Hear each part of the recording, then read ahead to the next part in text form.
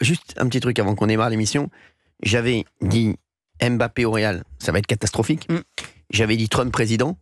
J'avais dit Gauthier Lebray, plus gros talent de ces 15 dernières années.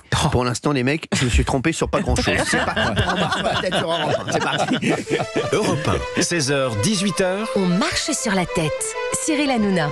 Il est 16h04 sur Madame Europe Irma, 1. les gars. Eh oui, Madame Irma. Oui, Madame Irma. Oui, vous allez voir, je vois des choses aussi pour vous. Ça va être vite fait. Merci d'être avec nous sur Europe 1, 16h, 18h. Alors, je vais vous dire, on est content juste pour une chose, en fait. Je vais vous dire, moi, je suis content juste pour une chose. Je vais vous dire, c'est quand même là, il y a quand même beaucoup de woke là qui aujourd'hui ont pas mangé du quinoa ce midi. Je peux vous dire que le quinoa est mal passé ce midi là. Alors là, ça m'a fait tellement plaisir. Là, je peux vous dire que là, il y a eu des indigestions au quinoa. Ils ont jamais vendu autant de gaviscons là à côté des prods de woke là et des journalistes woke là. Je peux vous dire que là, il y a du gaviscon et du malox. Là, je pense que vous passez à l'action. L'action est en hausse incroyablement. Non mais c'est incroyable, c'est fou. C'est juste ça. Moi, je vais vous dire. J'avais juste envie de voir les têtes ce matin. Et vous avez vu, et alors, on va en parler dans un instant, mais je voudrais dire, parce que j'avais envie de partager ça avec les auditeurs d'Europe 1. Vous nous appelez 01 80 20 39 21. Bien sûr, on parle de la victoire de Donald Trump. Donald Trump. Alors on disait que c'était serré, ça a été une déculottée, excusez-moi, 277 voix contre 224, il a gagné tous les grands, la Pennsylvanie, la Géorgie, le Michigan. Voilà, bon, moi je parle pas tellement anglais, mais bon voilà. Et c'est vrai que c'est quand même incroyable la revanche de Trump.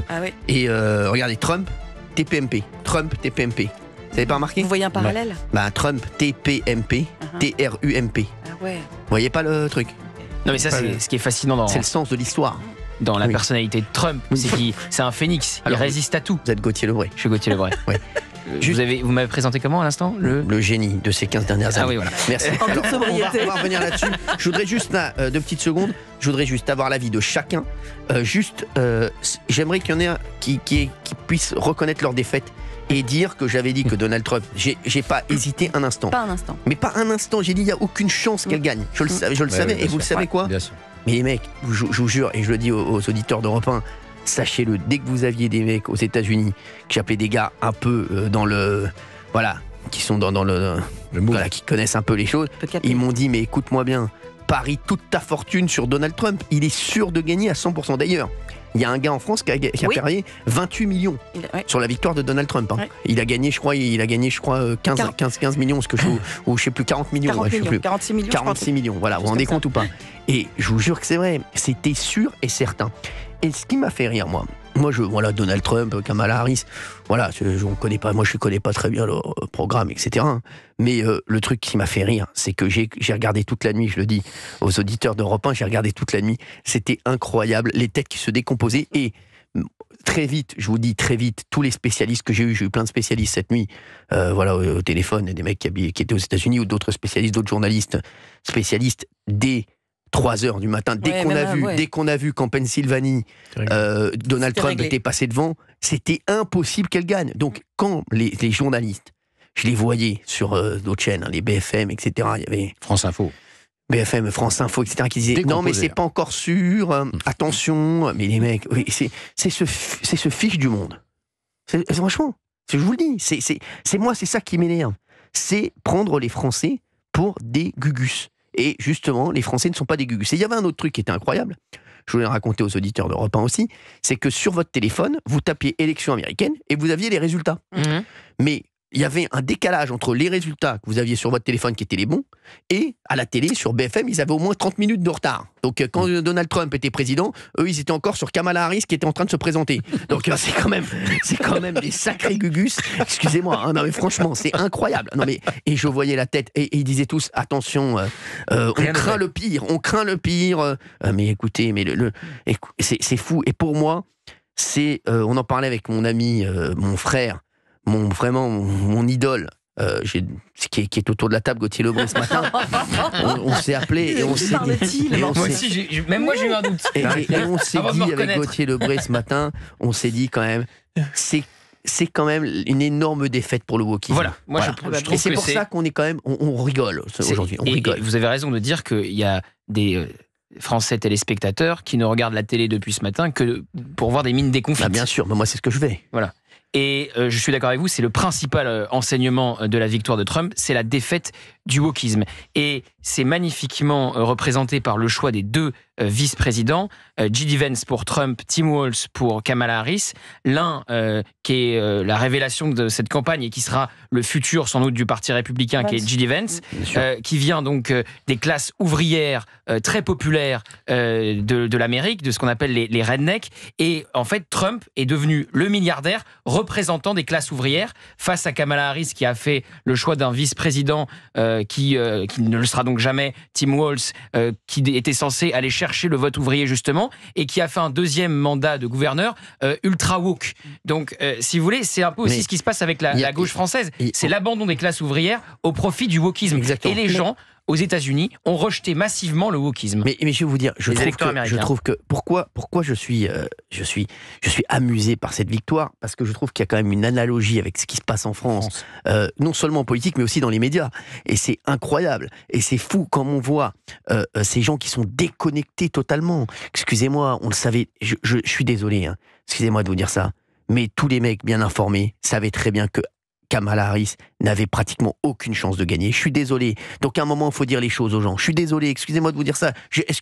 J'avais des infos, j'ai pas douté une seconde. Les gens m'ont dit, il n'y a aucune chance. Voilà, c'est clair, c'est simple, c'est net. Donc alors, il y avait bien sûr, hein, il disait que les sondages étaient serrés, etc. Parce qu'il y a eu un petit rebond quand elle est arrivée. Non, mais aucun rebond arrêté. On nous a parlé de l'Iowa il y a une semaine, elle a pris une déculottée. On va en parler dans un instant. 01 80 20 39 21 sur Europe 1. On parle de tout ça, bien entendu. Et je vais vous parler de ce qu'a dit Louis Sarkozy, qui est un garçon que j'aime énormément. Ah, mais pour moi, il y a Gauthier Lebray et Louis Sarkozy. Ah bah. C'est les deux, vraiment, c'est mes deux chouchous. Je suis fou de ce garçon qui est d'une intelligence, d'une politesse.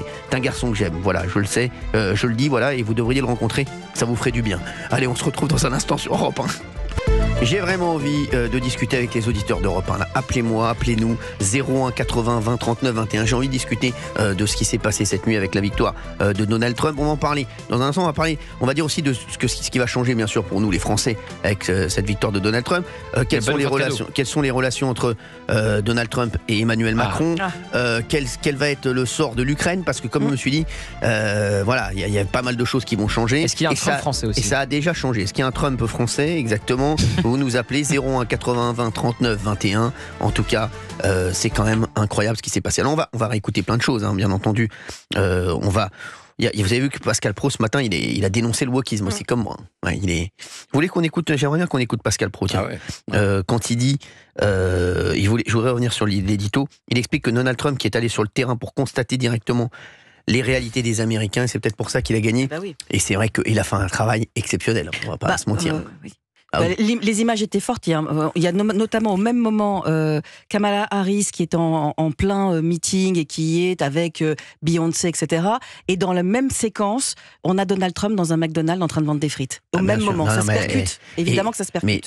Mais les gars, en plus, on va parler de la victoire. C'est pas une petite victoire. Non, c'est une victoire. C'est net et sans bavure. C'est une déculottée, excusez-moi. Hein. Comme a dit Louis Sarkozy, c'est incroyable ce qu'il a dit. On explique depuis 8 ans que Trump est un raciste. On lui met en face de lui une femme de couleur et elle récolte 20% de moins du vote noir que d'habitude. Ce n'est pas une défaite, c'est une humiliation.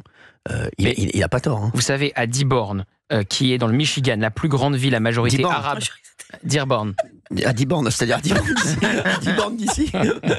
Non, c'est une ville à 10 km, quoi. C'est une ville dans le Michigan. Mais je sais ce que vous allez dire. J'ai eu mes amis. J'ai eu plein d'amis à moi. Et donc, qui habite à Dearborn. Qui habite à Dearborn, chez moi.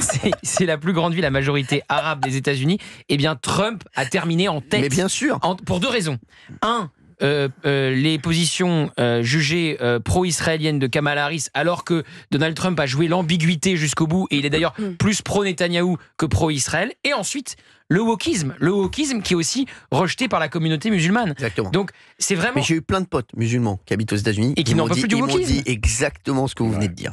Gauthier Lebray, quel génie. Merci. Ils m'ont dit le wokisme, c'est éliminatoire pour nous. Mais oui. Voilà. Oui, puis il avait comme aussi thème de campagne l'inflation, et ça c'était très important. Le pouvoir d'achat. Le pouvoir d'achat. Il a compris. Il danse bien. Il a compris la paupérisation des classes moyennes américaines, et c'est ça que représente, c'est pour ça qu'il a choisi ce vice-président-là qui vient des classes ouvrières, des classes laborieuses, et de ceux qui ne peuvent pas terminer le mois. Et donc, il s'est devenu le candidat du pouvoir d'achat face à la candidate du wokisme. Mais comme l'a dit Pascal Praud ce matin, il est allé contre la bien-pensance et il a gagné. Et moi, ce que j'ai aimé dans ce qui s'est passé, c'est que, vous voyez, c'est le peuple a toujours raison.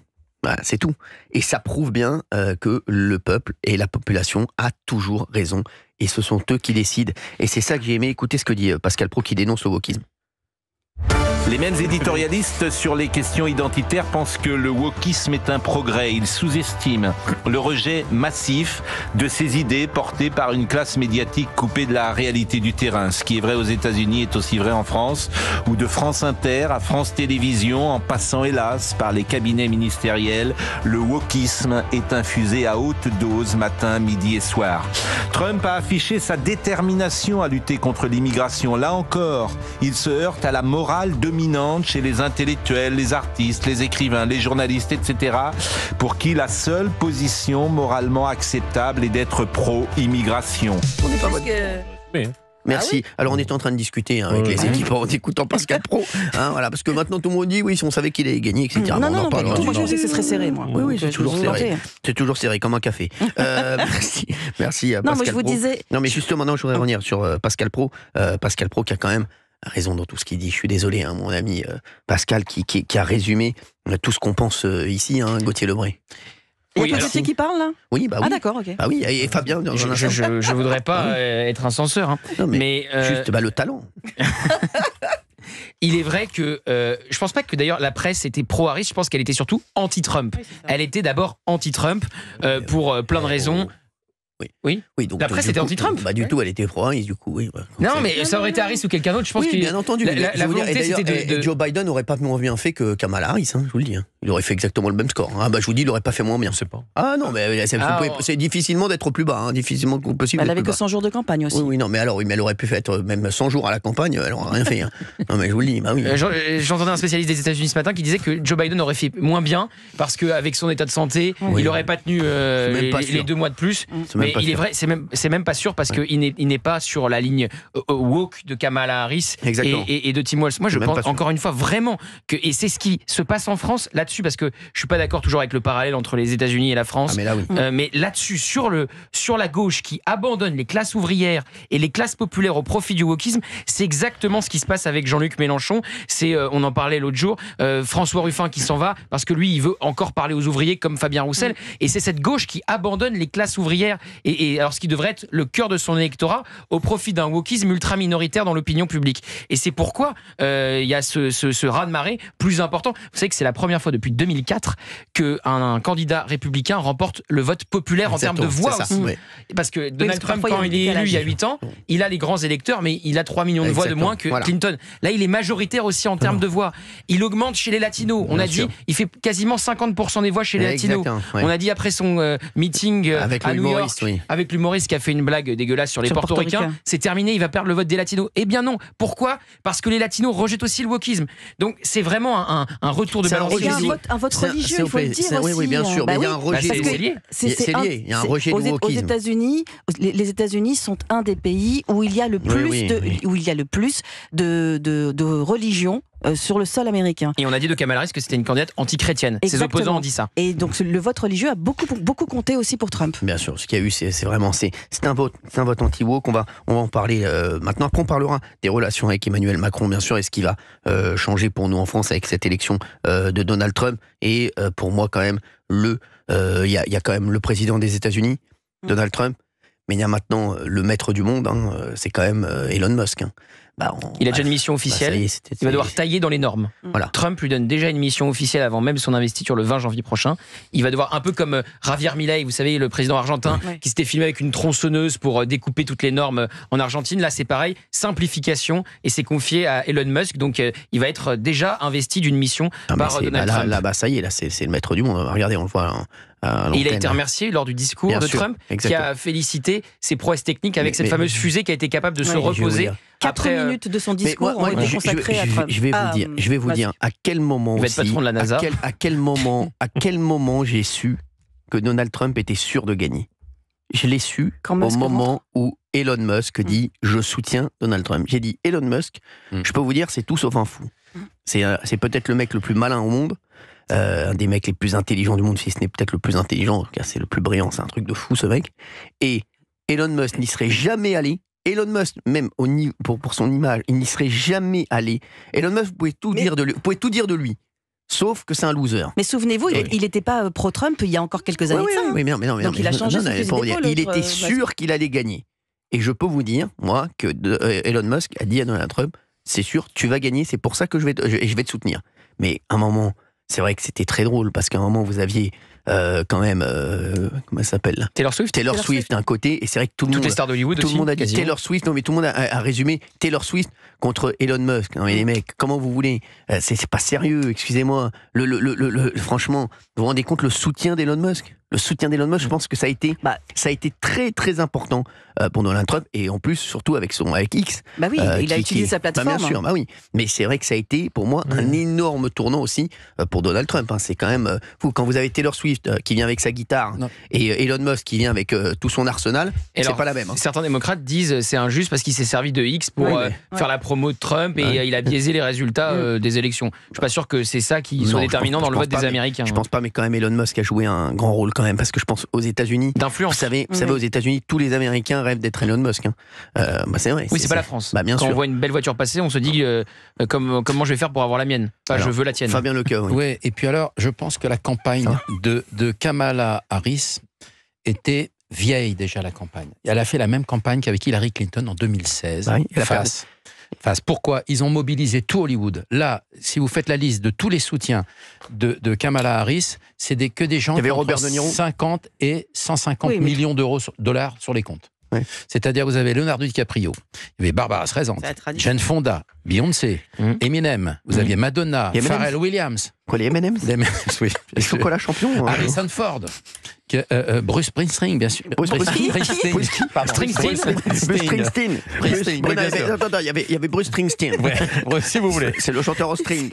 Bruce Springsteen. Taylor Swift. Enfin, non mais la liste, elle est longue comme un bras. C'est-à-dire que pas le vôtre.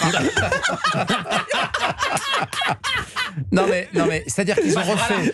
Mais oui, c'est la tradition aux États-Unis. Oui, non mais c'est la tradition. On sait qu'Hollywood est du côté. Non mais ça ne marche plus. Ça ne marche plus. Ça ne marche plus.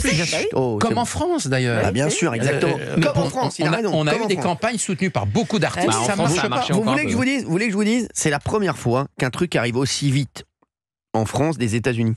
Mais je vous dis, l'anti-wokisme, c'est la première fois qu'un truc arrive aussi vite en France. D'habitude, ça met un petit temps avant d'arriver des États-Unis. Là, les États-Unis, et c'est vrai que ça arrive en France, ça arrive, là on le sent. Ça y est, il y a une culture anti-woke qui est en train de se développer. Et c'est vrai qu'il y a plein de gens qui disent on n'en peut plus de ces woke. Alors on va prendre des auditeurs en ligne dans un instant. 01 80 20 39 21. On va parler d'Emmanuel Macron et de Donald Trump, des relations. Il a tweeté tout de suite Emmanuel Macron, mais même le tweet, on voit que ça allait mal. Très mal terminé. On va rappeler ce qui s'est passé. Exactement. Oui, c'est pas très chaleureux. Donald Trump avait même insulté Emmanuel Macron. Il avait dit qu'il était stupide. Exactement. On va en parler dans un instant, bien entendu, sur Europe 1. Et c'est vrai que quand même, c'est quand même vous l'avez dit, c'est la défaite du wokisme. La défaite du wokisme. Exactement. C'est vrai. Défaite au Wokistan. Exactement. Oui, incertitude aussi pour les femmes. Il faut quand même le dire parce que non mais on va en parler Valérie Benaïm. On va en parler dans un instant. Même le vote des femmes n'a pas baissé. Il a augmenté chez Trump. Merci. Allez, on se retrouve dans un instant sur Europe 1. Il y a Justine, il y a Jean-Pierre, il y a Denis, et puis il y a Olivier d'Artigol qui fait partie de l'émission. Bonjour. Tout de suite sur Europe 1, 16h, 18h. On marche sur la tête. Cyril Hanouna. On marche sur la tête sur Europe 1 et c'est vrai qu'on va faire une livraison de Gaviscon là pour Olivier d'Artigol. Il est entré dans le studio tout à l'heure de manière très drôle. Olivier, il a fait bonjour. Et Olivier d'Artigol est avec nous, Fabien Lecoeur est là, bien sûr Valérie Benaïm est là, bonjour. Et bien sûr Gauthier Lebré, l'excellentissime. Franchement, c'est incroyable de vous voir aujourd'hui. On a eu une longue discussion ce matin. Très intéressant. Je vous appelle pratiquement tous les jours et je vous ai écrit à 4h du matin. Je me suis, parce que c'est vrai, vers ces heures-là auxquelles je me réveille. Premier texto qui est apparu sur mon téléphone, le vôtre. Et alors, vous étiez heureux ? Très heureux. Très heureux, évidemment. Quand je vous lis, je suis très heureux. Merci, Surtout Gauthier. que vous donniez un peu la tendance de la journée et de l'émission du jour.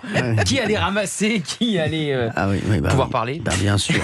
Gauthier Lebray, on va boire vos paroles aujourd'hui. Vous nous appelez 01 80 20 39 21. J'aimerais bien qu'on prenne des auditeurs en ligne avant de parler de la relation entre Emmanuel Macron et Donald Trump dans un instant. Very complicated. Et on parlera bien sûr de ce qui va se passer pour la France. On a quand même une petite crainte pour l'Europe qui risque de vraiment avoir vraiment son nom de vieux continent plus que jamais. Hein, voilà. Il est clair, le programme tire en ligne America First. Exactement, America First, c'est-à-dire l'Amérique avant tout. L'Américain en première. En première. En première. Avant les autres. Exactement, nous on va rester en économie. Denis est avec nous sur Europe 1. Merci Denis, merci d'être là. Denis ? Bonjour Cyril, bonjour Valérie, Olivier, bonjour. Fabien. Merci Denis. Bonjour. Vous êtes À Gauthier aussi. Ah bah c'est meilleur. Bonjour Denis. Ce matin sur CNews. Merci Denis. Quel bonheur. Denis, merci d'être avec nous sur Europe 1. Vous êtes entrepreneur, vous habitez aux États-Unis ? Oui, j'habite à 10 minutes de West Palm Beach. West Palm Beach. Yes, I know. You speak English? Do you speak English, Denis? Yeah, I do speak a little. Yes, me too. Yeah. How are you? I know you do. I know you do. How are you, Denis? Very well, thank you. Yeah. Where are you? In the kitchen? No, I'm in my office. Merci, Denis. On prend un cours d'anglais ou on est passé pour mais non, je suis s'amuser un peu. Voilà. Franchement, merci, Denis, d'être avec nous sur Europe 1. Vous habitez aux États-Unis depuis... C'est mon plaisir. Vous habitez aux États-Unis depuis 30 ans. 31 ans. 31 ans, d'accord. Ouais. Plus précisément. Si je vous raconte un petit peu mon parcours, vous allez rigoler, mais ça sera pour un autre jour. Vous nous le raconterez avec grand plaisir. Hein. Vous savez, nous, on est là tous les jours, 16h, 18h. Justement, vous qui habitez là-bas,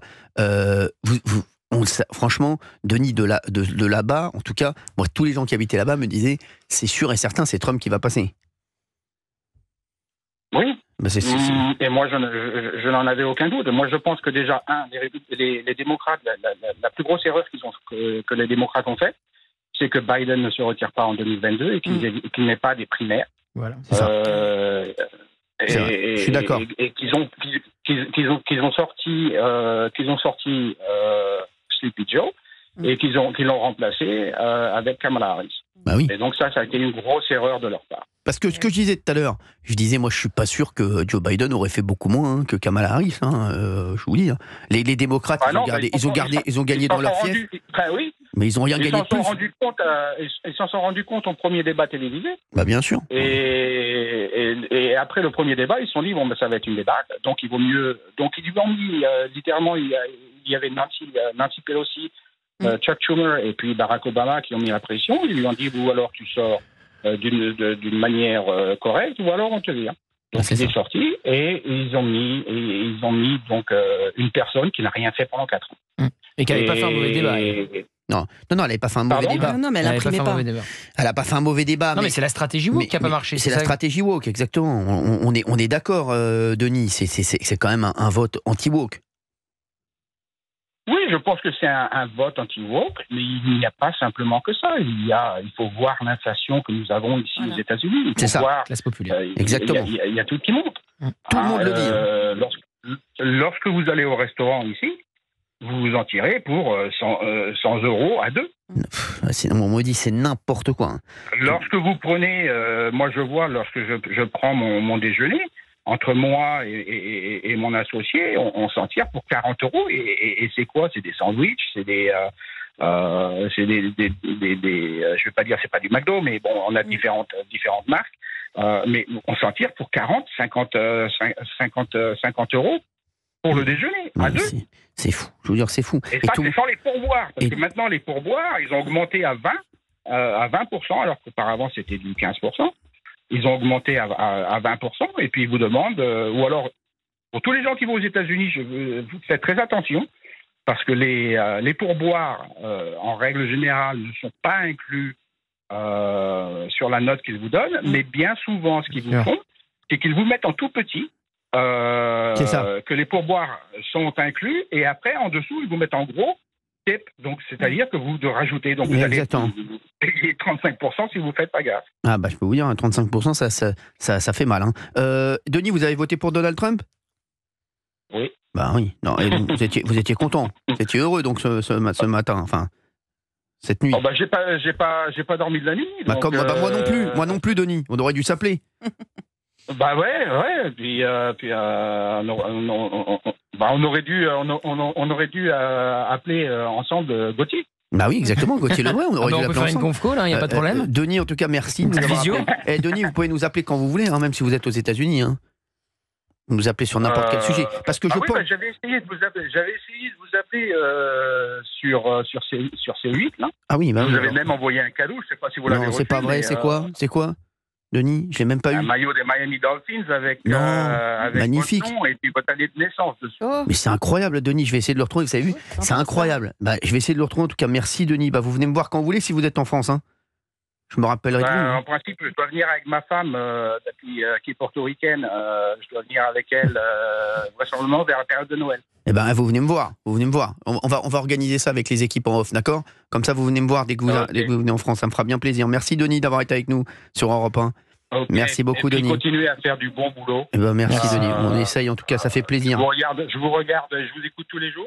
Eh ben, merci Denis. Et puis, j'ai hâte de vous voir et que vous veniez me voir. C'est bon boulot de la part de Gauthier. Gauthier, je l'adore. Ah bah merci Denis, merci beaucoup. Ça nous fait un point commun en plus, Denis. Merci. Merci Denis, merci d'avoir été avec nous sur Europe 1. Merci beaucoup. On va se retrouver dans un instant.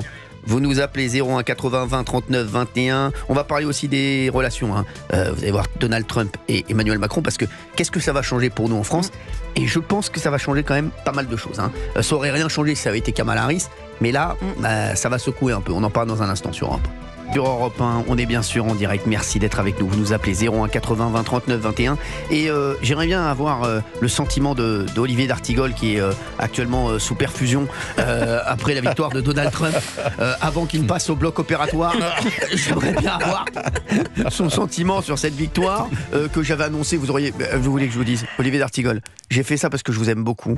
J'ai voulu vous préparer. Ça fait des semaines et des jours que je vous dis tous les jours, il y a 0% de chance pour que Kamala Harris gagne. Et tous les jours, je vous ai préparé. C'était parce que je vous aime bien et j'avais pas envie que vous preniez Est-ce que, cher Cyril, je suis intubé, ventilé? Oui. J'ai fait une matinée Gaviscon. Je comprends très bien. Vous avez un peu de Malox? Oui, je comprends très bien ce qui s'est passé, parce que nous en avons tous les jours aussi les échos avec les auditeurs que nous prenons à l'antenne. Exactement. Pour autant, je comprends ce vote, ce qui le nourrit, les processus en cours, électoraux, sociaux. Mais je n'aime pas la personnalité de Trump. Vous voulez peut-être la manière dont il fait de la politique, il y a certains aspects que je trouve exécrables, profondément dégueulasses même, je vais vous le dire, par rapport à certains moments de sa campagne. C'est des choses qui me révulsent totalement, et je pense qu'on peut encore avoir la possibilité de le dire. Pour autant, c'est une défaite cuisante pour une gauche insincère américaine, comme il y a une gauche insincère française, qui est dans l'incapacité de capter la colère, la dignité populaire, qui va donc chercher, avec le bulletin Trump, une issue, un espoir, un imaginaire politique. Je suis très préoccupé par rapport à ce que cela peut donner pour l'avenir, mais pour autant je respecte ce vote profondément. Voilà, mais oui, mais moi je vous écoute, je vous aime bien tous, etc. Mais il y a quelque chose qui pour moi est douloureux aujourd'hui. Oui. Ah oui? Oui. On va donner lui un petit cachet. Non, mais je le dis. Après, j'ai essayé de l'exprimer de la manière la plus sincère possible. Si vous avez une douleur, il y a des choses dans la personnalité de Trump et la manière dont il fait de la politique et la manière dont il peut attraper justement ce ressenti populaire pour en faire un vote d'adhésion qui me pose problème sur le plan même de, si ce n'est de la moralité, de l'éthique politique, je ne vais pas revenir sur certains moments de sa campagne. Bon, mais voilà, nous en sommes là. Et c'est la faute aussi de la gauche qui ne produit plus rien. C'est une défaite culturelle pour la gauche. Mais exactement. C'est ce que dit Olivier. C'est vrai que c'est la sincérité. Très juste. S'il vous plaît, on est tous contents d'avoir. On est tous contents d'avoir Olivier d'Artigol qui dit souvent des vérités. Voilà. Maintenant, aujourd'hui, on va être gentil avec lui. Les chéris. Quand moi j'ai un ami qui est dans le mal, qu'est-ce que je fais? Je suis pas là pour l'enfoncer. Oui, mais vous m'avez pas appelé ce matin. Vous voulez que je lise le SMS que vous m'avez envoyé ce matin? Mais je vous dis, non mais voilà. J'ai pas eu mon petit SMS moi ce matin. L'analyse d'Olivier, elle est partagée à la fois. Oui, non mais je voudrais juste dire, quand j'ai un ami qui est dans le mal, et Olivier d'Artigol, je le considère aujourd'hui comme un ami. Quand j'ai un ami dans le mal, non, oh que non, je ne l'enfonce pas. Oh que non. Je lui tends un bout de bois et je le sors des sables mouvants, comme dans La Chèvre. Voyez pas. Voilà, vous vous enfoncez, Perrin. Voilà, je vous le dis, et je le ferai toujours, Olivier d'Artigol, je le ferai toujours. J'ai l'image. Parce que vous êtes mon ami, que vous le vouliez ou non. J'ai l'image. J'ai pas eu de texto ce matin. Non, mais non, il vaut mieux. Il vaut mieux pour vous. Il vaut mieux pour vous. Vous savez que vous étiez fragile. Il vaut mieux pour vous. Non, voilà. Et donc, je suis là. Voilà, si vous avez besoin de quoi que ce soit, je suis là. Si vous voulez même dormir à la maison non, ce soir, on pourra se refaire l'élection américaine cette nuit. Se mettre le replay de l'appel Sylvanie qui tombe. On se repasse la soirée. Allez, on va parler de plein de choses, bien entendu, dans l'émission dans un instant, des relations entre Emmanuel Macron et Donald Trump. On va parler aussi, est-ce qu'il y a un Trump français? Ah, ça, c'est intéressant. Et puis on reviendra aussi sur les médias français largement pro-Harris. Depuis plusieurs semaines. Gauthier a raison. Anti-Trump, donc pro-Harris, on va pas raconter l'histoire. Voilà, et on vous a pris plein d'extraits, vous allez voir, c'est assez incroyable. Ah bah, ce matin-là, je peux vous dire que là, sur France Inter, à mon avis, à la buvette, ça a dû... Au café. Ah bah là, je peux vous dire que c'était croissant Gaviscon. Et d'ailleurs, on a entendu quelque chose de lunaire sur France Inter ce matin. On a entendu que Kamala Harris a perdu parce que c'est une femme et parce qu'elle est noire. Non, elle a perdu parce qu'elle a fait les mauvais choix. Exactement. Parce qu'elle n'a pas parlé de ce qui intéresse les classes populaires américaines, c'est-à-dire l'inflation, et que Donald Trump, alors qu'il est milliardaire, donc ça peut sembler impardonnable, est devenu le candidat des classes populaires. C'est ça qui est fou. De lutte contre l'inflation. C'est ça qui est fou. Et en face, on préfère le wokisme au sujet populaire, comme le disait Olivier aussi à l'instant. Il y a Nathalie qui est avec nous. Nathalie, c'est Notre-Dame de Haute-Savoie. Merci. Oui. Merci Nathalie. Quand je serai fatigué de dormir. Merci Nathalie. Volontiers. Merci d'être avec nous, Nathalie. Nathalie, on rigole beaucoup aujourd'hui, parce que c'est en fait, c'est tellement une défaite du wokisme que ça nous fait rire en fait dans le studio. Et c'est vrai que c'est ça qui... Gauthier et moi, on s'est appelé tout à l'heure, on riait à gorge déployée. Oui, Nathalie, oui. Dites-nous ce que vous vouliez dire. Eh bien, moi, je suis tout à fait satisfaite de l'élection de Donald Trump. Il a eu un premier mandat qui, malgré tout, s'est pas mal passé. Il a quand même fait ses preuves. Après, c'est pas le grand méchant loup, Donald Trump. Et comme je disais tout à l'heure à la personne qui m'a répondu, j'ai la faiblesse d'être en admiration devant les gens qui savent faire de l'argent, qui sont industriels, animateurs télé, animateurs radio, enfin, tout ce que vous voulez. J'ai la même faiblesse.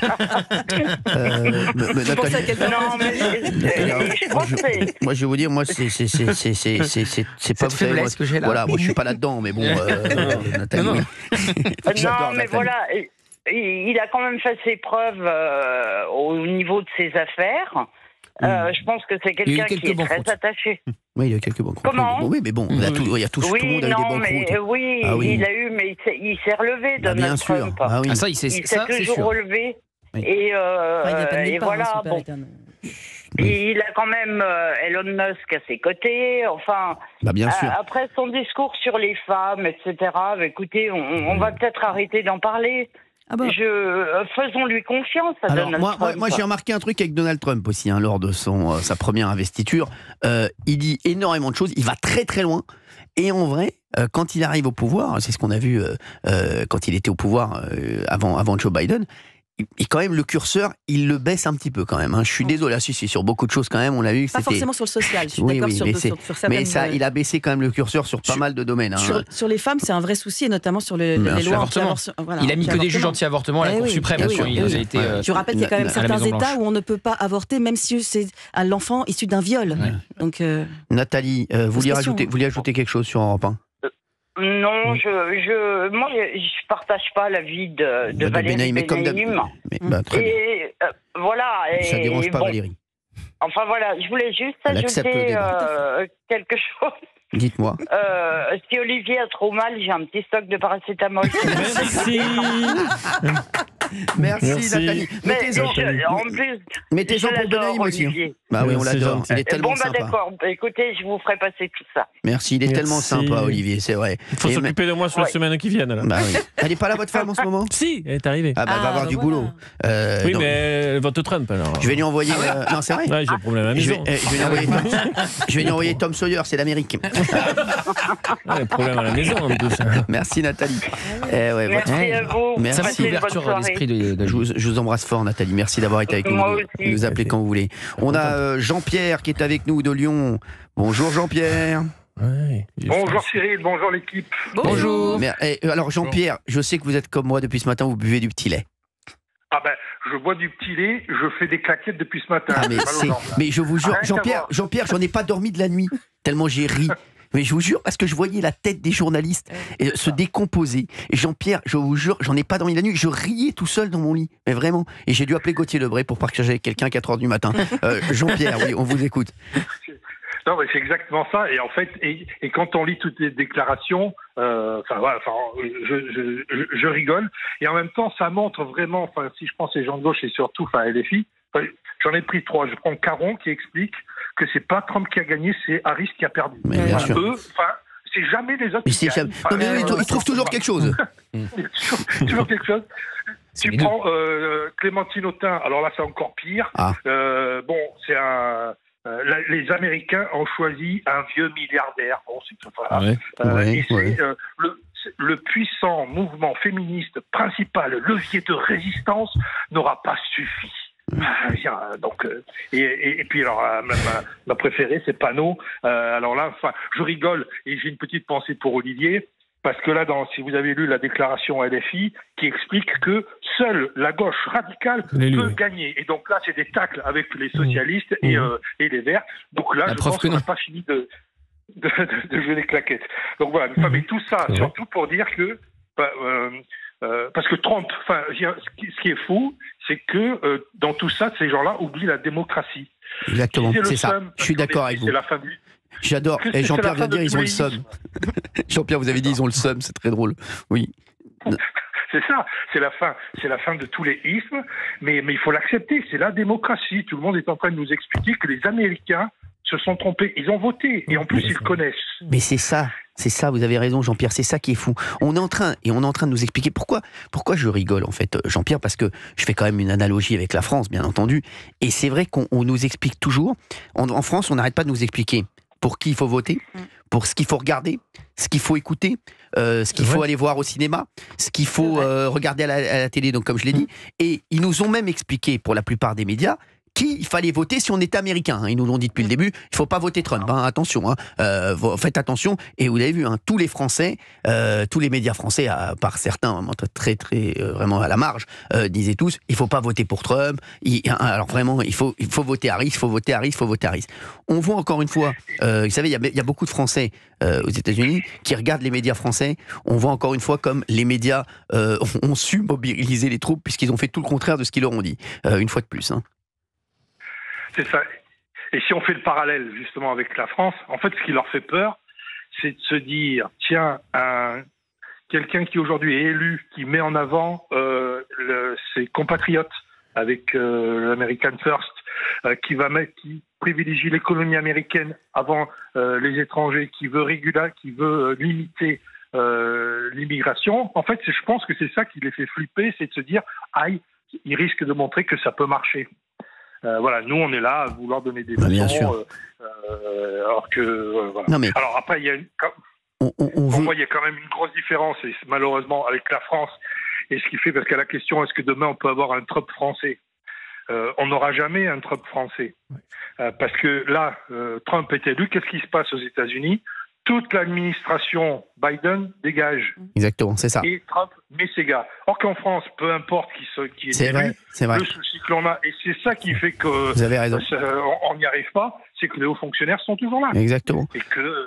Et ça bouge pas. Vous avez raison, Jean-Pierre. Très très intéressant ce que vous venez de dire. Merci Jean-Pierre d'avoir été avec nous sur Europe 1. J'adore quand vous nous appelez. Je vais reprendre. Allez, reprenez un petit verre de petit lait. Reprenez un petit verre de petit lait pour moi. C'est pour moi celui-là, Jean-Pierre. Merci. C'est pour moi celui-là, Jean-Pierre. Je vous embrasse fort. Allez, on se retrouve dans un instant sur Europe 1. On va parler de la suite, bien entendu, des relations entre Emmanuel Macron et Donald Trump. À tout de suite. Europe 1, 16h, 18h. On marche sur la tête. Cyril Hanouna. 17h03, Europe 1, on est en direct et on est avec toute l'équipe. Olivier d'Artigol, merci, bien sûr. Petite flamme. Représentant en Malox. Merci Olivier d'Artigol.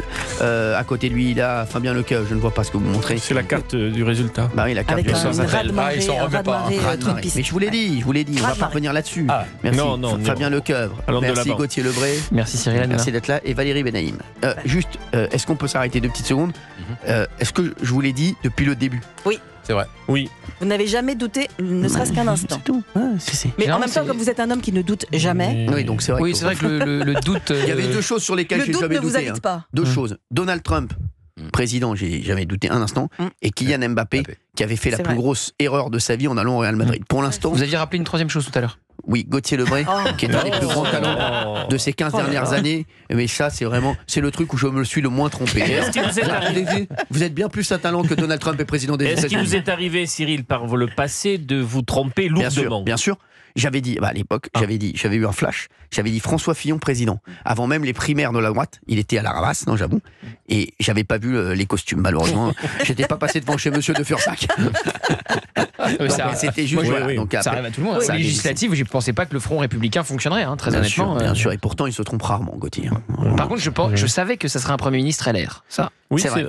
C'est vrai, il l'a dit. Ça, c'est mon petit fait d'armes. On est allé chercher même. Merci. 01 80 20 39 21. Vous nous appelez, bien entendu, sur Europe 1. J'aimerais qu'on parle dans un instant des relations entre Emmanuel Macron et Donald Trump. Est-ce que ça va changer pour nous en France, bien entendu. Juste, il y a Stéphane en ligne. Stéphane qui nous appelle de Savoie. Bonjour Stéphane. Bonjour Stéphane. Allô. Bonjour Stéphane. Oui, bonjour Cyril. Merci d'être avec nous Stéphane. Je vous en prie. On est bien on est bien sur Europe 1 entre 16h et 18h, je vous jure. C'est un bonheur. Exactement. C'est un bonheur. Et surtout aujourd'hui. On est d'accord. Stéphane, je vous jure, c'est incroyable parce que c'est tous pour la même raison. Parce qu'on nous a tellement dit pour qui il fallait voter. Maintenant, on vous dit même pour qui il faut voter aux États-Unis. Vous avez remarqué dans les médias français. Et il nous dit. Ils n'ont pas compris que personne les écoutait en fait. Ils font toujours pareil, mais personne les écoute en fait. Ils veulent nous dire quelle chaîne regarder, surtout pas C8 ou CNews. Non, c'est le diable, C8. Bien sûr, C8 et CNews, c'est les diables, mais ça fait des records d'audience, mais c'est pas grave. Ils ont beau se délocaliser à Washington, ça marche pas. Franchement, mais c'est incroyable parce que BFM TV, ils ont mis 250 personnes, 250 envoyés spéciaux. C8, ils sont arrivés avec un crayon HB, une trousse et une gomme Mala. Pascal Pro et Christine Kelly et Laurent Ferrari, ils ont fait 3 fois l'audience. Non mais c'est une rigolade. Vous savez que ça devient drôle. Mais vous savez pourquoi? Parce que les Français en ont marre des donneurs de leçons. Et on nous dit voilà. Et Stéphane, j'aimerais bien que vous réagissiez donc à tout ça. C'est pour ça comme vous l'avez dit, aujourd'hui c'est un jour particulier. Alors oui, c'est un jour particulier et je voudrais revenir sur l'intervention que je regarde fréquemment sur CNews lors des pros le soir parce que la journée je travaille. Bien sûr. Voilà et sur D'Artigol. Oui.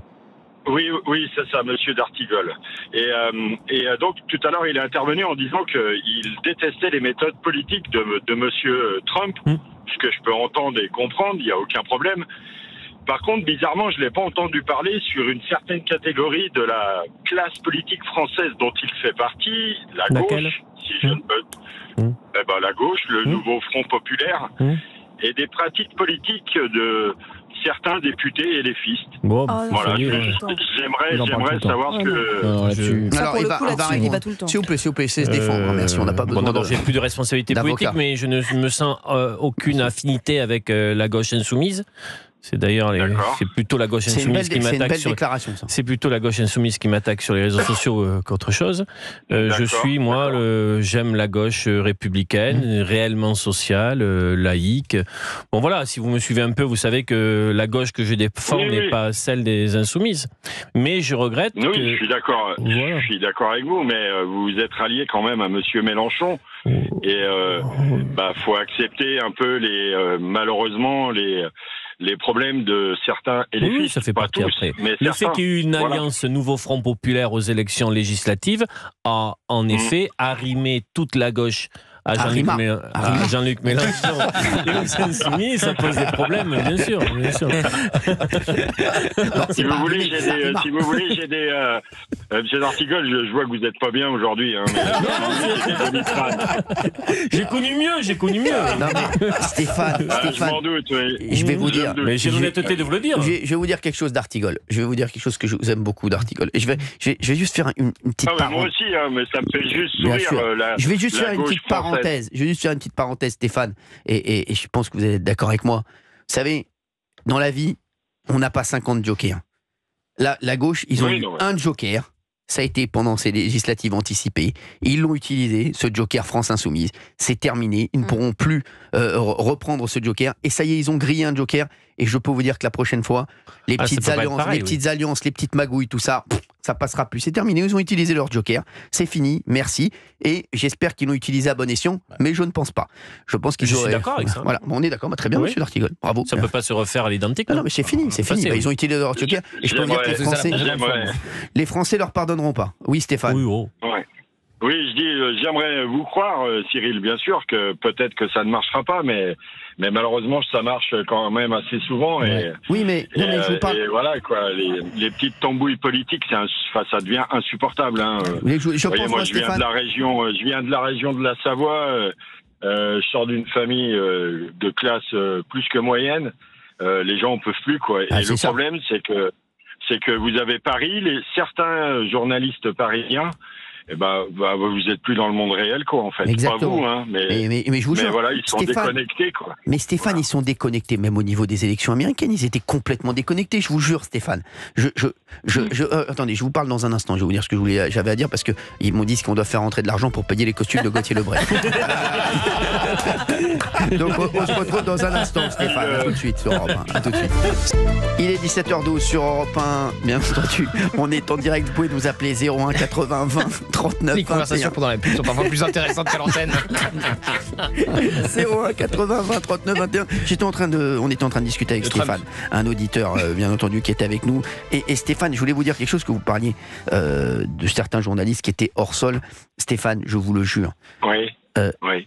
Dans toute personne qui avait des personnes un petit peu sérieuses aux États-Unis, qui connaissaient un petit peu la politique, vous disiez tous. Couru d'avance. Mais bien sûr, Stéphane. Pourquoi? Alors moi, c'est ça que je dis. Pourquoi ils ne le disent pas? Pourquoi ils ne le disent pas? Je comprends pas. Tout le monde le savait. Si moi je le savais, ils le savaient aussi. Il y avait aucun doute. Je vous jure que c'est vrai. Donc voilà. Mais en fait, ils sont entre eux, ils se disent toujours les mêmes choses, et à force de se dire les mêmes choses, ils pensent que ça va arriver, et là, ils ont pris un mur. Alors, voilà. Justement, vous savez quoi? J'aimerais que vous restiez avec moi, parce que on a pris des extraits des médias français qui ont largement été pro-Harris ou plutôt contre Trump, même les deux, hein, je vous le dis, il faut arrêter. Écoutez, voilà. Ils auraient été pro n'importe qui, mais voilà. On va vous faire certains... France Télévisions, France Info, faites-moi rêver. Allez, je vais vous faire rêver. On va vous faire écouter certains passages pour que vous voyez à quel point les médias s'attendaient pas à une victoire écrasante de Donald Trump. Ça, franchement... Je peux pas y croire. Je peux pas y croire. Je suis désolé, je peux pas y croire. Au mois d'août, le journaliste historien Thomas Negaroff, souvent invité sur le service public, nous disait que Kamala Harris était la pire des candidates pour Donald Trump. C'est le pire, lui. Car elle est très dynamique et compétente. Eh bien, écoutez, je sais pas s'il va faire de la voyance, mais je lirai pas son horoscope dans le Parisien. Alors, écoutez ce qu'il a dit. Moi, je pense que c'est la pire des candidates pour Donald Trump. Autant Joe Biden était le meilleur des candidats, parce que le duel présidentiel, c'est toujours un corps à corps. Et dans ce corps à corps, vous aviez la virilité de Donald Trump et l'empathie fragile et la faiblesse de Joe Biden. Là, le corps à corps change de forme. Et vous avez tout à coup un Donald Trump qui non seulement apparaît comme vieilli, mais aussi un vieux mâle blanc face à une jeune femme métisse, très dynamique et compétente sur les dossiers, ça c'est très important. Et dans ce contexte-là, dans ce duel-là de corps à corps, moi je pense qu'il y a beaucoup de jeunes électeurs américains qui hésitaient et qui ne voulaient pas voter pour Joe Biden, qui n'hésiteront pas. Mais excusez-moi, je vous jure, Stéphane, ce garçon, c'est quelqu'un d'intelligent, ce journaliste et historien. Bien sûr. Voilà. Bien sûr, mais, non mais écoutez-moi, comment vous pouvez dire que la candidate Kamala Harris est une meilleure candidate que Joe Biden? Peut-être. Mais comment vous pouvez dire, parce que ce qu'il vient de dire là, le corps à corps avec une femme va être plus compliqué. Il a battu Hillary Clinton. Il parlait de l'âge, surtout. Mais même le camp Trump, quand Kamala Harris est arrivée, le camp Trump a dit on accuse le coup. Arrêtez de défendre l'indéfendable. Mais c'est du bluff, les mecs. Mais vous croyez quoi ? Quand il y a eu le moment Harris, le camp Trump a dit comment on fait. Mais Stéphane, je vous jure, Stéphane, quelle naïveté de ces gens. Mais j'aurais fait exactement pareil. Vous croyez quoi ? C'était normal. Ils parlent entre eux, ils sont d'accord sur tout. Donc voilà, c'est ça le problème. Et puis je vais vous dire, Madame Harris, moi, je suis français, je suis pas américain. Moi personnellement, Madame Harris, c'est le sujet du jour. Bah oui. Mais la pauvre, elle a été parachutée là parce que personne ne voulait y aller. Elle a tué le match pour qu'il n'y ait personne.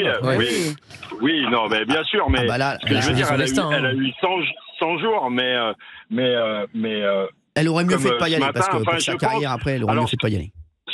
Ce que je vais dire, les woke vont me sauter à la gorge, mais c'est pas grave. Moi, j'en peux plus. Des gens le matin, ils se lèvent, ils sont congélateurs, et puis à midi, ils sont four micro-ondes.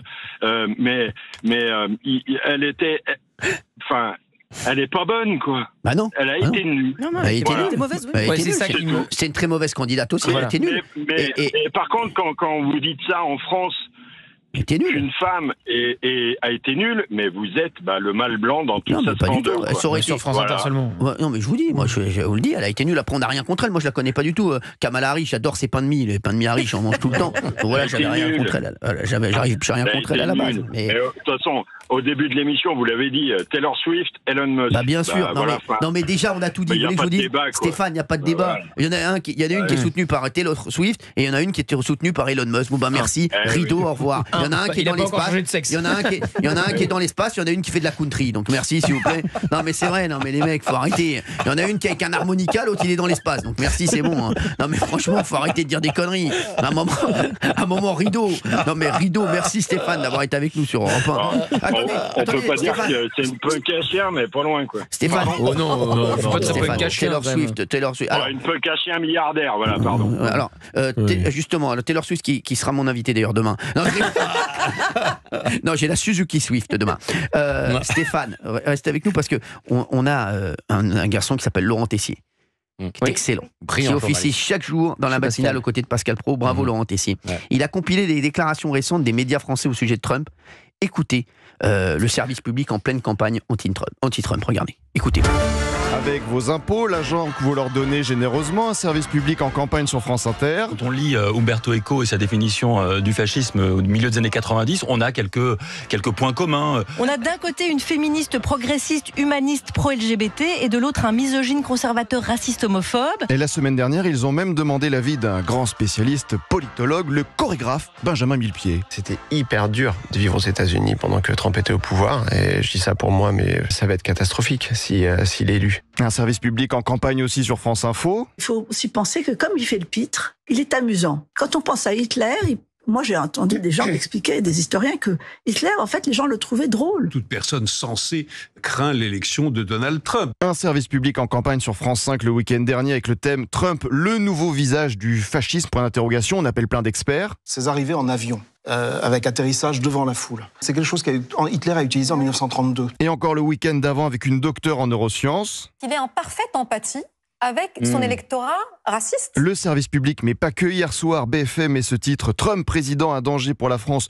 Point d'interrogation, une bonne annonce de l'élection légèrement orientée. L'ancien président plus incontrôlable que jamais ou la vice-présidente qui a redonné espoir aux démocrates.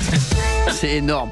C'est énorme. Ils sont en campagne. C'est incroyable. Sur la dernière phrase, cette vice-présidente, en effet, à un moment donné, notamment après son débat avec Trump, donner espoir aux démocrates. C'est factuel, c'est pas grave. D'Artigol. Il faut arrêter. Olivier, on vous aime beaucoup. Non, mais c'est vrai. À un moment, vous savez, quand au tennis, on a pris 6-1, 6-0, 6-1, on prend son sac, on va au vestiaire, on va prendre sa douche. Merci. Et on arrête de discuter. Vrai, ce non, mais je vous dis, il n'y a pas d'espoir, aucun espoir. Quand tu as pris 6-1, 6-0, 6-0 au tennis. Le camp démocrate, je maintiens ce que je dis, que le temps...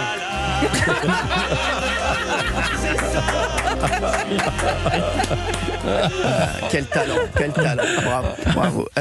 Bon. Stéphane, je vous le dis, moi, quand on prend 6-1, 6-0, 6-1 au tennis, on prend son sac, on va à la douche et on se tait, on rentre chez soi et on va manger du pain d'épices. Merci. J'aime pas ça. Stéphane, Stéphane, c'est insupportable ces gens qui discutent encore. C'est fou. Non, mais c'est fou ça. Mais c'est la spécialité. Alors moi, j'aime beaucoup Monsieur D'Artigol. Il y a aucun. Oui, on l'aime bien, mais c'est insupportable. Mais c'est toujours oui même. Mais en fait non, 6-0, merci, au revoir. Ils ont pris une déculottée. C'est tout. Merci, au revoir. Allez prendre la douche au vestiaire et puis on vous reparlera. Tout à fait. Voilà, c'est tout. Merci. Allez, merci Stéphane d'avoir été avec nous sur Europe 1. Même quand il dit quelque chose de factuel, le pauvre. Merci. Non, mais c'est bon, ça va. 01 80. On peut réagir quand même à ce qu'on a entendu là, la petite compile. Réagissez à ça. 01 80 20 39 21. Il y a quand même des pépites. 01 80 20 39 21. Cette pépite qui a été faite chez mon ami Pascal Praud par cet excellent journaliste Laurent Tessier. C'est incroyable ça. J'aimerais bien avoir l'avis de D'Artigol et de Benaïm, les deux woke dans un instant sur ça. Non, mais attendez, d'abord Gauthier, toujours. Il y a un ordre. Voilà. Toujours Gauthier. Non, mais on fera Gauthier d'abord. Après, on aura Fabien parce que voilà, il est petit, il se faufile. Et après, on aura Benaïm et D'Artigol. Cette stratégie médiatique. D'ailleurs, Marine Le Pen, pour le coup, l'a subi aussi. Qui consiste à réduire ad litterum tous les opposants et tous ceux qui ne partagent pas la ligne éditoriale de France Inter. C'est absolument insupportable. On peut contester Donald Trump sur des choses factuelles, rappeler le Capitole, rappeler certains propos, mais le comparer à Hitler... J'ai envie de citer Talleyrand, tout ce qui est excessif est insignifiant. Et ce discours-là, je pense effectivement qu'il y a une grande majorité des Français qui n'en peut plus et ça ne marche pas. Ça ne marche évidemment pas avec le RN en France et ça crée de l'urticaire quand il s'agit de Donald Trump aux États-Unis. Et ce qui me choque le plus dans ce que vous avez passé, le précédent extrait de cet historien journaliste Thomas Guénoroff, c'est pas ce qu'il dit sur Kamala Harris, parce qu'effectivement tout le monde l'a dit à ce moment-là qu'elle pouvait réinsuffler un souffle aux démocrates. C'est quand il dit elle est très compétente sur les dossiers, alors que tout le monde a dit qu'elle a brillé par son absence pendant 4 ans à la vice-présidence. Donc là il ne dit pas la réalité, il dit ce qu'il aimerait qu'il se passe. En fait, c'est pas une analyse, c'est un souhait en fait qu'il formule là. Fabien Lecoeur. Moi, je comprends aujourd'hui pourquoi Nathalie Portman, qui habite la patronne, parce qu'on je la vois de temps en temps avenue de la Bourdonnais, je sais pourquoi elle a quitté Benjamin Millepied. Ah oui, vous avez entendu Benjamin Millepied, ce qu'il a dit dans le... il coûtait beaucoup trop cher en chaussures. Non, mais quand il dit qu'il était malheureux aux États-Unis sous le règne de oui, non, mais le pauvre chouchou dans une villa 4 façades, avec piscine à débordement. C'est extraordinaire aussi. Non, mais c'est bon. Et va acheter des bottines quand t'as mis le pied. C'était vraiment très dur. Va chez Saranza. Tu fais un podologue. Va commander chez saranza.com. C'est tellement indécent. Vous vous rendez compte quand vous vivez en Iran, en Afghanistan. Gauthier, il n'y a pas que vous dans l'émission. Pardon. Il y a vous aussi. Bonsoir. J'allais dire, il n'y a pas que vous, il y a surtout vous. Merci. Valérie Benaïm. Non, mais là où je rejoins évidemment Gauthier, c'est que comparaison n'est pas raison et que je trouve toujours exécrable ces comparaisons qui n'ont aucun sens. Aucun sens. C'est-à-dire qu'il y a énormément de choses qu'on peut effectivement reprocher à la personnalité de Trump. C'est un personnage qui est effectivement outrancier, vulgaire, excessif. Ça, et tout le monde, y compris ceux qui votent pour lui, le reconnaissent. Donc voilà, on peut dire ces choses-là. En revanche, le point Godwin où à chaque fois il faut arriver sur Hitler. Il y en a une qui disait Hitler faisait rire les gens comme Donald Trump. C'est tellement ridicule. On va donner 40 secondes à notre ami Darty. C'est beaucoup. Justement, ça vient de tomber, c'est 20 finalement. Il a de la fièvre. Non, mais quand la gauche fait ça, c'est ce que je dis tout à l'heure, c'est qu'elle est en panne de récit. Elle ne sait pas faire autre chose. Et en effet, ça ne marche pas. Ça n'est pas. Si encore cette stratégie était victorieuse, pourquoi pas? Mais c'est un échec. Ça ne marche pas. Bravo. Non, ça n'a pas marché en Argentine, ça n'a pas marché. Bien sûr. Bon, ça ne marche pas. En tout cas, vous avez vu comme il est impactant. En 20 secondes, il a dit exactement ce qu'on attendait de lui. 01 80 20 39 21. Je reprends confiance, je m'attendais à une émission plus dure. Vous restez avec nous sur Europe 1. Dans un instant, on va parler des relations entre Emmanuel Macron et Donald Trump. Et puis, on va réécouter ce qu'a dit Pascal Praud au sujet du naufrage de la presse. À tout de suite sur Europe 1. Europe 1, 16h, 18h. On marche sur la tête. Cyril Hanouna. Je voudrais dire, je suis très content que Donald Trump... bien. Demandez-moi la réaction de Patrick Bruel à l'élection de Donald Trump. Bonjour Patrick Bruel, merci d'être avec nous sur Europe 1 à 17h32. Quelle est votre réaction suite à la victoire de Donald Trump? C'est comme si j'avais une paire de rois dans mon jeu. Kamala avait une paire de 2 et c'est vraiment mal passé pour elle, mais j'ai fait une chanson pour Kamala Harris, Ah oui on aime ton pain demi. J'ai la tristesse du Non, mais je crois que j'imite de mieux en mieux Patrick Bruel. C'est très très bien. Non, celui que j'imite le mieux, c'est Nicolas Sarkozy. Alors, il est 17h32, nous recevons en exclusivité l'ancien président de la République, Nicolas Sarkozy, pour sa première réaction à la victoire de Donald Trump. Monsieur le Président, votre réaction? Bonjour, Monsieur Lebré. Écoutez, je vais vous dire, je connaissais bien Camilla. Kamala. Non, Camilla. Ah. C'est pas celle qui était avec le prince Charles. Elle est malade. Je croyais que c'était elle qui se présentait. Écoutez, Madame Harris. Je connais bien Donald. Oui. J'étais à Euro Disney plein de fois. Merci, non, je le fais pas mal. Je l'adore. C'est mon idole. C'est mon idole. Vous savez, je l'adore. Je m'en suis jamais caché. J'adore Nicolas Sarkozy. Voilà. Qu'est-ce que vous voulez? On peut parler du président actuel, si vous voulez. On va en parler. Gauthier Lebré, Valérie Benaïm, Olivier d'Artigol et ce qu'il en Fabien reste. Lecœur. Comme on dit. En lambeau. Les 4 fantastiques. Merci. Il y a Stéphane qui est encore avec nous. On se régale avec Stéphane. Hein. Stéphane, ça va bien? Bien et vous? Stéphane? Ah, c'est Stéphane. Stéphane qui nous attend depuis tout à l'heure. Donc, Stéphane, merci d'être avec nous du Pays de la Loire, Stéphane. Exactement, de Vendée pour être précis. Ah, je connaissais des gens là-bas, les mariés. Les mariés de Vendée? Oui. Vendée, c'est ça. Ouais. Merci. Stéphane, attention, vous avez quitté l'autoroute là ou quoi? J'ai l'impression que vous êtes en voiture. Je suis en voiture, mais je m'arrête pour vous parler. Vous avez pas remarqué les mariés de Vendée et quitter l'autoroute? Le titre de Didier Barbelivien. Quel talent. Les mecs, ça passe comme ça passe crème. Stéphane, merci d'être avec nous. Est-ce que vous voulez réagir? Vous êtes ancien député au Parlement européen, vous en plus. Exactement, avec Philippe de Villiers. Oui. Philippe, que j'embrasse. Je l'embrasserai de votre part la prochaine fois que je verrai. Bon, très bien. Oui, donc je voulais vous dire que je n'ai pas été du tout surpris. Il y a une telle distance entre l'oligarchie. Finalement, vous savez, ce qu'on appelle la démocratie occidentale, c'est devenu une oligarchie élective. Donc, ils vivent entre eux. Finalement, ils sont comme les petits singes chinois, vous savez, qui se bouchent les oreilles, se bouchent les yeux, se bouchent la bouche. Ils ne voient pas la réalité de ce que vivent, ce que ressentent, ou ce que souhaitent les gens. Moi, dans ma campagne, les gens, ce qu'ils veulent, c'est d'abord et en premier lieu, ils veulent de la considération de la part du monde politique et du monde administratif. Exactement. Et ils trouvent qu'ils ne l'ont pas. Et d'ailleurs, en fait, ils ne l'ont pas. Ça, c'est vrai. Ils demandent de la sécurité matérielle, financière. Ils travaillent beaucoup. Ils sont ramassés par les impôts après, par les taxes, sur tout et n'importe quoi. Ils veulent de la sécurité au sens des biens et des personnes. Puis, enfin, ils aimeraient avoir un peu de sécurité sur le plan médical parce qu'ils n'ont plus de médecin. Voilà. Et donc, tout ça, c'est des revendications, mais qui sont vraiment très simples. C'est du quotidien, en fait, Stéphane. C'est du quotidien, et les gens ne l'entendent pas. Alors, Madame Kamala Harris, elle parlait des transgenres, du wokisme. Mais oui, mais c'est pas le quotidien des gens, ça. Tout le monde s'en moque. Et bien sûr. Vous savez, Stéphane, je disais quelque chose la dernière fois.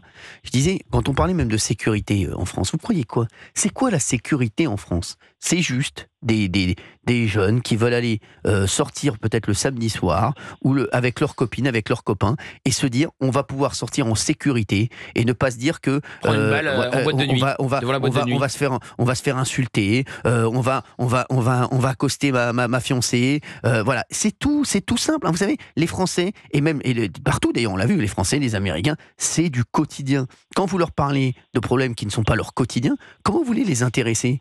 Donc, je suis tout à fait d'accord avec vous. La sécurité, chez moi, c'est l'entrepreneur du bâtiment, l'artisan, il y en a beaucoup en Vendée, qui travaillent dur. Bon, et puis on coupe le grillage la nuit, on lui vole ses matériaux de construction. C'est ça, voilà. C'est ça, exactement, c'est tout simple. Voilà. Où on lui vole, c'est les véhicules utilitaires. Et il dit, mais faites quelque chose. Et puis, dans les sphères de notre oligarchie, on parle de sentiment d'insécurité. Non, mais Stéphane, cette expression, sentiment d'insécurité, c'est, je crois, que l'expression qui m'énerve le plus actuellement. Sentiment d'insécurité. Vous avez tellement raison, Stéphane. Il n'y a aucun sentiment d'insécurité. Il y a une énorme insécurité. C'est tout. On va pas raconter d'histoire. Merci, Stéphane, en tout cas. Vous voulez rajouter quelque chose avec plaisir, Stéphane? Oui, je ne comprends pas pourquoi, finalement, mes collègues élus aussi, puisque je suis toujours élu, oui. ne voient pas ça, n'entendent pas ça. Mais c'est ça qui me surprend le plus. C'est-à-dire que vraiment, il suffit de sortir dans la rue, de parler aux gens. Mais quand ils font une campagne électorale, ils parlent d'eux. Moi, quand je fais une campagne électorale, je vais voir les gens et je leur dis quel est votre problème, quels sont vos soucis. Bien sûr. C'est pas difficile d'interroger les gens et de savoir et de voir et d'entendre. Ils réduisent la société. Je vous dis, il y a beaucoup de gens, et notamment des journalistes, pas tous, hein, bien entendu. Il y a énormément de journalistes qui font bien leur travail, mais ils réduisent la société à deux camps, les wokistes et les fascistes. C'est le problème qu'on a aujourd'hui. C'est-à-dire que quand vous n'êtes pas wokiste, vous êtes fasciste. Donc il y a un énorme problème. Et pour beaucoup d'entre eux, ce qui est important, c'est l'idéologie, ce n'est pas la réalité des choses. Exactement. Merci Stéphane. Et quand la réalité contredit leur idéologie, la réalité est fasciste, en fait. Voilà, on est d'accord. Merci Stéphane d'avoir été avec nous sur Europe 1. Merci, merci bien. Merci vous aussi. Il est 17h39 sur Europe 1. On se retrouve dans un instant. On va parler justement des relations entre Emmanuel Macron et Donald Trump. Est-ce que ça va changer aussi pour nous en France? Ça risque de changer quand même pas mal de choses. À tout de suite sur Europe 1. Europe 1, on parle de Donald Trump, de Kamala Harris et surtout du succès incroyable de Donald Trump sur ces élections américaines qui a fait un raz-de-marée, on va pas se mentir.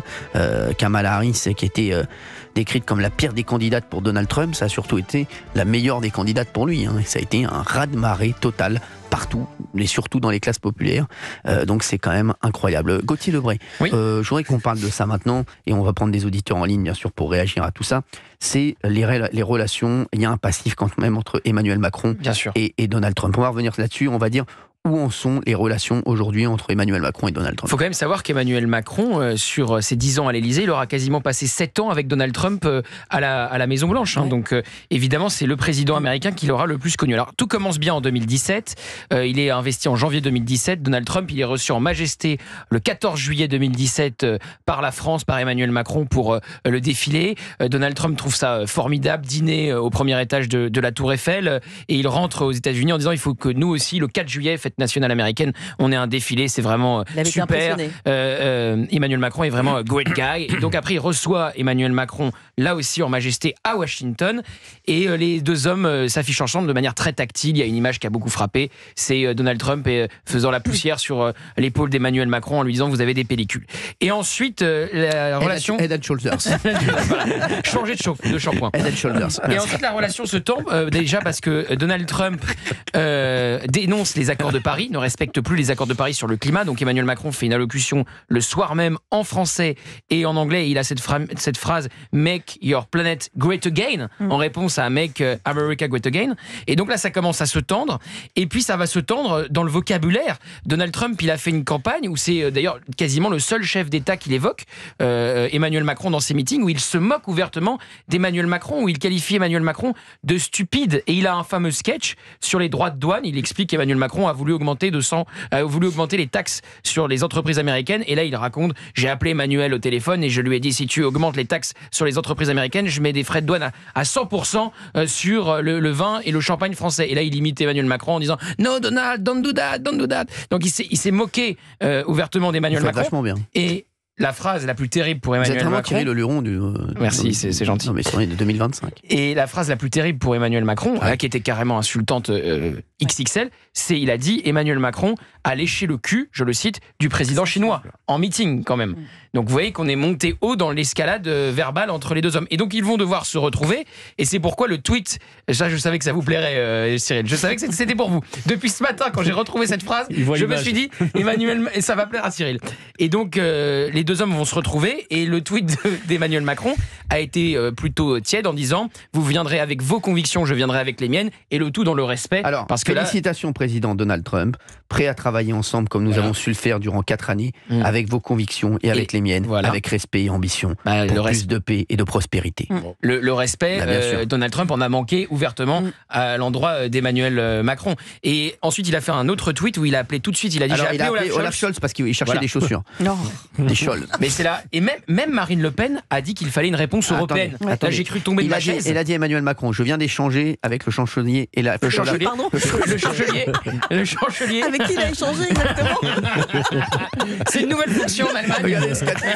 Regardez ce qu'a tweeté Emmanuel Macron. Je viens d'échanger avec le chancelier. Je viens d'échanger avec le chancelier et Olaf Scholz.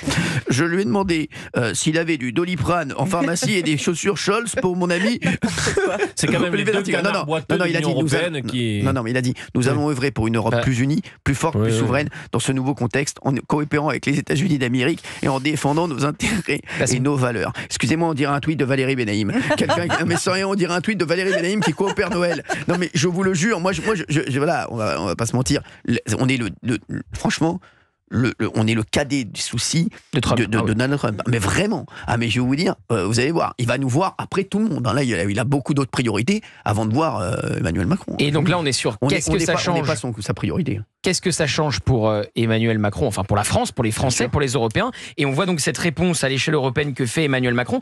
Et Marine Le Pen, en marge de son procès, elle était interrogée et elle a dit la même chose. Elle a dit il faut une réponse européenne. Là, j'ai cru tomber de ma chaise, entendre l'ancienne patronne du RN dire il faut une réponse européenne parce que ce que ça veut dire, c'est que seule la France ne fait pas le poids face aux États-Unis. C'est ça que ça dit en filigrane. Et on sait très bien que Donald Trump ne va nous faire aucun cadeau. Mais c'est vrai. Sur le point de vue du commerce, enfin c'est la balance commerciale de la France comparée à celle des États-Unis. Évidemment, on fait pas le poids. Mais on sait que Donald Trump ne nous fera aucun cadeau. Joe Biden ne nous a pas fait aussi des cadeaux. Il avait aussi des mesures protectionnistes. L'économie américaine passe avant tout. Mais je vais vous dire un truc. C'est le rôle du président américain de faire passer l'économie américaine avant tout. Le rôle d'un président français, ça serait de faire passer l'économie française avant tout. Et de dire je ne privilégie pas les poulets ukrainiens sur les poulets français, par exemple. Donc, il fait ce pourquoi il a été élu. Il met l'Amérique avant tout. Peut-être que c'est à l'Europe de mettre l'Europe avant tout et aux Français et au président français de mettre la France avant tout. Peut-être. Voilà, Jodassin disait l'Amérique, je veux l'avoir et je l'aurai. Mais c'est intéressant, Marine Le Pen, la réponse qu'elle fait. Parce que Marine Le Pen, c'est pas du tout une fan de Trump aujourd'hui. Il faut rappeler une anecdote. 2017, elle se rend à la Trump Tower pour rencontrer Donald Trump et Donald Trump refuse de la recevoir et elle reste au rez-de-chaussée de la Trump Tower. Et autant en 2016, elle était très pro-Trump dans sa première campagne et elle l'assumait. Et là, j'ai un très proche de Marine Le Pen au RN qui m'expliquait je bois du champagne, mais je n'ai pas le droit de le dire parce que sinon je vais me faire engueuler par la patronne. Parce que Marine Le Pen me rappelait ce cadre du RN. Elle a vu un sondage 13% des Français souhaitaient la victoire de Trump seulement. Et elle est dans une stratégie opposée à celle de Trump, stratégie de normalisation, de respectabilité, lisser son image et certainement pas parler comme Trump ou faire ce que Trump peut faire. Donc moi, je le rapprocherais uniquement, pas dans le fond, mais uniquement dans la forme. Idéologiquement, je pense qu'il est plus proche en France d'un Éric Zemmour, par exemple. Mais dans la forme, je trouve qu'il y a des points communs avec Jean-Luc Mélenchon. Jean-Luc Mélenchon, le soir des élections législatives, quand il arrive quasiment en disant on a la majorité absolue, faut se retrouver à Matignon, c'est Trump qui reconnaît pas la victoire de Biden il y a 4 ans. C'est le même esprit. Donc je trouve qu'il y a des points communs vraiment seulement sur la forme avec Jean-Luc Mélenchon, plus qu'avec Marine Le Pen, qui a fait un tweet vraiment service minimum pour féliciter Donald Trump. Il y a Marc qui est avec nous, Marc de Normandie. Bonjour Marc. Bonjour. Vous êtes Marc, s'il vous plaît, il y a Marc de Normandie avec nous. J'aimerais bien qu'on lui dise bonjour. Bonjour Marc. Marc, vous embrasserez Julien de Normandie également. Merci. Joli. Merci Marc, ça fait plaisir. Mention spéciale à Gaufrette. Ah bah oui, Gaufrette Lebray, oui, bien entendu. Carton jaune à Tartignol. Ah oui, franchement, je suis d'accord. J'ai horreur. Et Benaïm, Gaufrette, tu prends non, il mérite parce qu'il a dit une bêtise à midi chez Sonia Mabrouk. Il a dit quoi? Mais je le dirai à la fin. C'est oublié. Il le dira à la fin. Marc. C'est oublié. Et Valérie Benaïm, carton. Ah bah je l'embrasse. C'est gentil. Carton vert, on fait rentrer le médecin. Je vous embrasse aussi. Merci. Marc. Merci. Oui, alors, moi je veux bien qu'il y ait des rapports entre la France et les États-Unis, mais Macron, à part avoir vendu Alstom aux Américains, il n'est pas capable de faire que le pays tourne. Il n'est pas capable d'assurer chez lui, puisqu'il n'est même pas majoritaire, la loi. Comment voulez-vous qu'il puisse parler d'égal à égal avec un mec qui vient d'être élu par 72 millions de personnes? Ça, c'est la première des questions.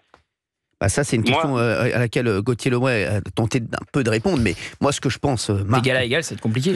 Franchement, Marc, je vais vous dire la vérité, on est le cadet des soucis de Donald Trump. Franchement...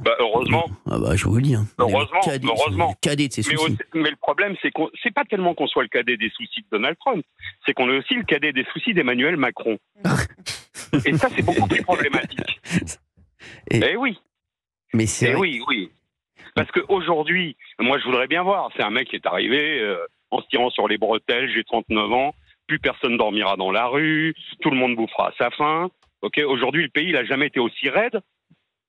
On marche pas sur la tête. On marche même plus sur nos dents, puisqu'on n'en a plus, grâce à lui. Donc, il y a un moment, évidemment, on va encore se trimballer pendant 2 ans et demi, malheureusement. Mais on a l'équivalence de Donald Trump en policé. Elle existe cette équivalence. C'est pas Marine Le Pen, c'est pas Jordan Bardella.